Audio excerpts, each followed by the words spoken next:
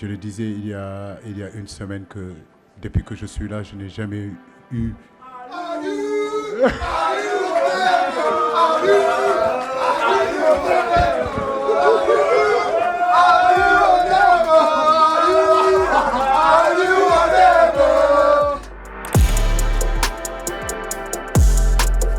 Bonjour à toutes et à tous et bienvenue dans ce nouveau JT Foot Mercato.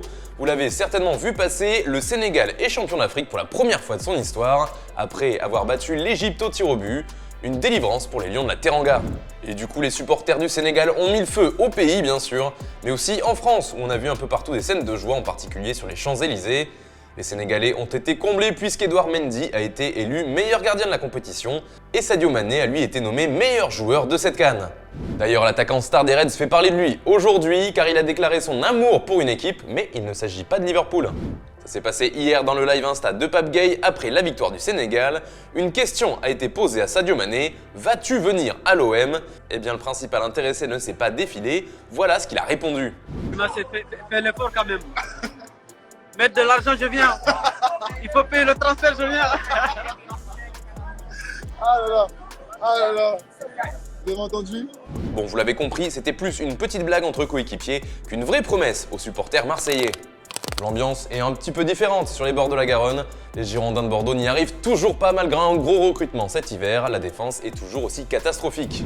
La pire défense du championnat, c'était le constat terrible pour le club au scapulaire avant ce week-end.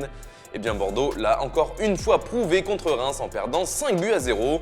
C'est simple, sur les 3 derniers matchs, la série est monstrueuse. 14 buts encaissés.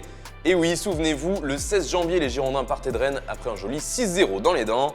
Ils sont sans conteste la défense la plus catastrophique du championnat et même en Europe, 58 buts encaissés au compteur en Ligue 1, ce qui équivaut à une moyenne de 2,5 pions pris par match. C'est simple, personne ne fait pire dans les 5 grands championnats. Bordeaux n'a toujours pas non plus réalisé le moindre clean sheet alors qu'on en est à la 23e journée. Une prouesse qu'on n'avait plus vue en L1 depuis Toulouse lors de la saison 82-83. Finalement, Vladimir Petkovic a été mis à pied par sa direction. Il a épuisé tous ses jokers et a donc fini par perdre sa place sur le banc. Plusieurs noms sont pistés par les dirigeants pour le remplacer. Selon nos informations, la piste menant à Thierry Henry ne semble pas très sérieuse. Par contre, celle de Joao Sacramento, l'ancien adjoint de José Mourinho et Christophe Galtier tient toujours, mais il n'est pas la priorité des dirigeants.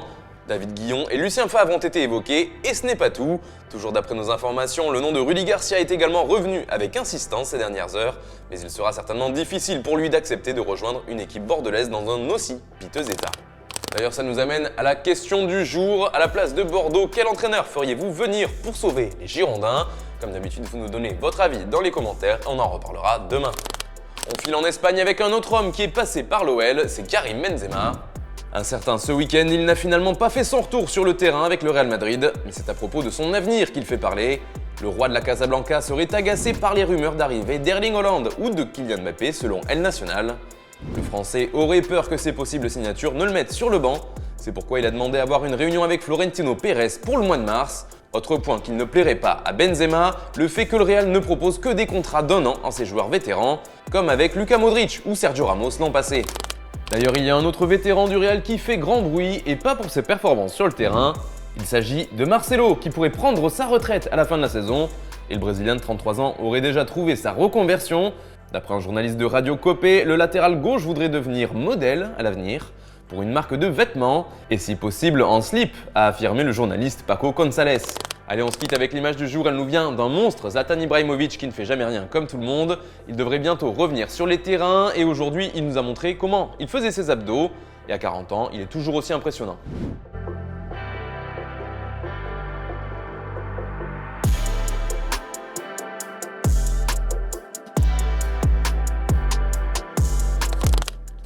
Voilà, c'est tout pour aujourd'hui. Merci de nous avoir suivis. On se retrouve demain pour un nouveau JT. Et quant à moi, je vous souhaite une excellente soirée.